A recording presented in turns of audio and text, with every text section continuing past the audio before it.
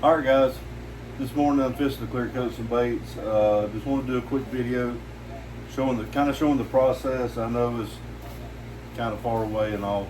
I've got to figure out something that I can do to get the video in where you can see a little bit better, see actually what I do. But my whole process of clear coating is I get everything set up, ready to go. Because of this Revolt Flash Automotive clear coat, I only have 15 minutes from the time I start mixing until it starts setting up. So I have to be quick. I always set a timer for about 14 minutes. I get everything ready that I need. That way, once I start mixing, I can go right into spraying and everything goes seamlessly. I always keep a 16-ounce jar of lacquer thinner on the bench. I use that to clear out my teaspoon that I use to measure. I also have another 16-ounce jar of lacquer thinner that has just a little bit in it, just enough to cover up basically once I take my airbrush apart, if I'm using my airbrush. If I'm using my sprayer, it's a little bit different story.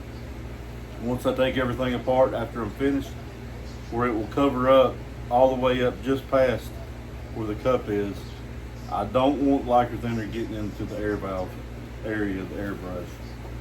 But my process is I mix it, I clear coat all my baits. All my baits are sitting up here on these hobby knife holders. Works pretty well for clear coating baits, as I can rotate them around and set them back up in the box. But I'll mix all my clear coat together for about 1 minute. I spray everything. I spray all of my baits with one coat. And as soon as I'm through with the first coat, I'll go back and spray the second coat. And as soon as I'm done with the second coat, I take my airbrush apart. Actually, I'll put a little bit of lacquer thinner into the cup, spray it through it. Just kind of blow everything out. Take it apart, put all the parts in these jars. Let it sit for about 4 or 5 minutes.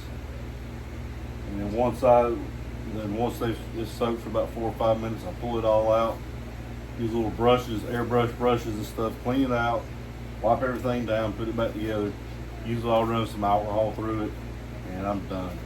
So usually from start to finish, mixing the clear coat up to putting the airbrush back together ready for the second coat or the second batch, or ready to continue my day, 30 minutes max. So bear with me, I got to get my face mask and all on. I've got my airbrush booth going already. I usually open my door, turn on a little fan that exhausts any of the air that's in here out. And by doing this process, I don't have any residual odor in my building at all after I do that. So that's pretty safe. I wear a tie vent suit mainly so I don't get this stuff on my clothes, because oftentimes I'm clear coating in the mornings before I go to work. A little quick 30-minute clear coat job, and they're ready. They're ready to go in 1 hour. 1 hour after spraying clear coat, I can put hooks on, put them in a package, and out the door. But being that I got to go to work, I can clear coat them, come back at 7, 8 o'clock this evening, and put the hooks on them, and they're definitely dry, and no worries there. So bear with me. Let me get my face mask on, get the fan going, and we'll get some clear coat going.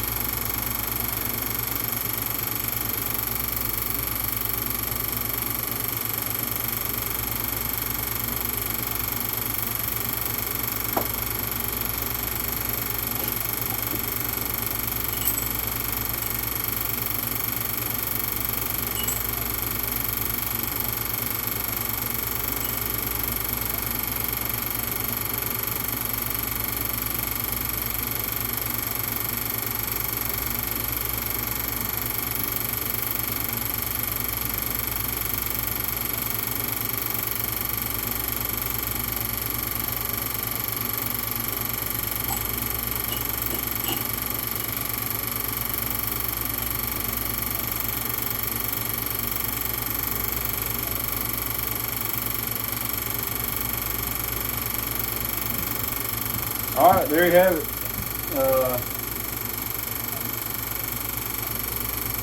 9 baits. Yeah, 9 baits clear coated. Airbrush is broke down. It's soaking right now, lacquer thinner. I'll give it 4 or 5 minutes and I'll pull everything out, brush it off, clean it, wipe it off, reassemble it, and I'll be ready to go again or ready to go about my day. By now, the flash is already flashed off. It's not going to run. It is where it's at. It's not going to move on you. It's already laid flat. Sometimes when you spray it, it may have a little bit of like an orange peel effect to it, just for a second. But by the time you spray it and put it back up, I put it back up, it's laid out flat, smooth as can be. Within the next 15 minutes, these will be completely dry. You'll be able to touch them without leaving, without feeling any stickiness or leaving fingerprints on them or whatever. And you can see right there, that's about as slick as you can get it. One of the keys to keep it from getting the voids in the clear coat, or some people call them fish eyes, where the clear coat won't stick to the paint, have like a little round void, is I do not touch any of my baits after I wash them off before I start painting. I never touch my baits again with bare hands. I'll touch them with black gloves, these nitrile gloves. But just before I get ready to clear coat them, when I'm moving them from my helping hands over to these hobby knife handles, I actually use one of these blue paper towels. It's just shop towel. I'll have my gloves on and actually hold the bait with this, attach it to the hobby knife handle, and then I'll lightly wipe it off with this, get any dust, anything that might be on it, off of the bait. So I do not touch it. I don't want any moles from my skin or anything like that, any contaminants to get on it. When I first started, I used to just use my bare gloves. I'd attach them and everything. I guess from putting my gloves on, maybe oils got on my hands. And I had a couple of the head voids in them when I first started using this about a year and a half, 2 years ago. But since then, I figured it out. I'll say if I clear coat 500 baits, I might have 1 out of 500 that has a defect that I have to fix or something. And to be honest with you, there's times I don't even think I'd get 1. I mean, it's super easy clear coat to use, very, very durable. Lays out flat, lays out thin. If you got a bait that has like scale texture to it, if you spray 2 light coats, you can still feel the texture of the actual bait itself. So that's pretty cool. I did, epoxies and UV resins and all that other stuff, KBS, diamond clear coat. Tried all that. Really didn't like it. I didn't like the thick, hard, the thick epoxy clear coat that was on the bait. To me, it's just something I never liked. But that was all I had to work with for a while until I found this. Sorry about that. My timer went off. As you can see, my timer was set for, I actually bumped it up to 14 minutes instead of, well, actually 14 and a half minutes instead of the normal 14 minutes. As you can see, I had time to start the camera, get everything mixed up, spray my baits, and then break down my airbrush, start cleaning. So, I'll give it a few minutes. I'll clean up the airbrush, test it, make sure everything works, and I'm done. I'm ready for work. So I appreciate it. If you have any questions, reach out to me. It was a little process to learn how to do it. Like I said, getting everything set up is the key, especially if I'm spraying before work. The night before, I get everything set up. I'm ready to go. All I have to do, I'm not having to look around for stuff because, 14 minutes doesn't give you much time. So I want everything here ready to go.